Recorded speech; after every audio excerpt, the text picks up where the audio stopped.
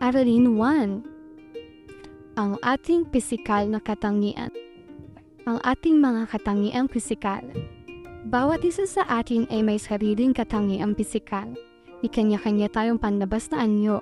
Bahagi ito ng ating individual o sariling kakanyahan. Isa-isahin natin ang ating mga pisikal na panlabas na anyo. Ang ating buhok. Tingnan ang anyo ng ating buhok. May tuwid, may kulot, at may kulot na kulot. Tingnan ang kulay ng ating buhok.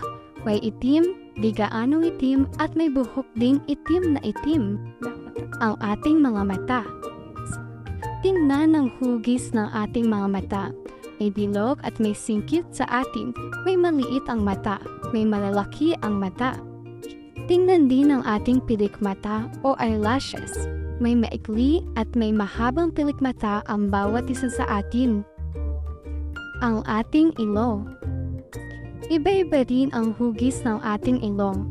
Ang iba ay matangos, samantalang karamihan ay may mababang ilong. Ang ating labi. May ilan sa atin na makapal ang labi at meron din namang manipis. Ang ating mukha. Iba-iba rin ang hugis ng ating mukha. May pahaba at may pabilog. Ang ating tindig at kulay ng balat. May matangkad, may katamtaman, at mababa sa atin. Katamtaman ng taas ng karamihan. May maitim at may maputi ang balat. Karamihan naman ay kayumanggi. Ang katangiang pisikal ng ating katawan. May iba't pa tayong katangiang pisikal.